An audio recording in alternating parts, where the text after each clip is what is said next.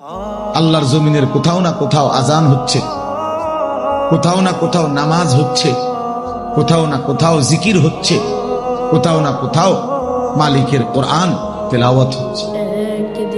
এটা বন্ধ হয়ে গেলে পৃথিবীর নিঃশ্বাস বন্ধ হয়ে গেল।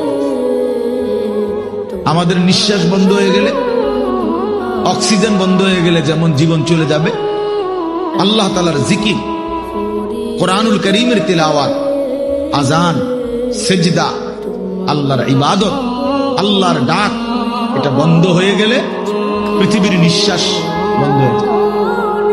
তখন কিয়ামত হয়ে যায়, পৃথিবী আর থাকবে না।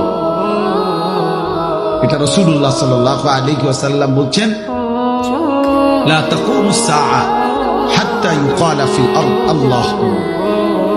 ততক্ষণ পর্যন্ত কিয়ামত হবে না যতক্ষণ পর্যন্ত জমিনে আল্লাহ আল্লাহ উচ্চারণ।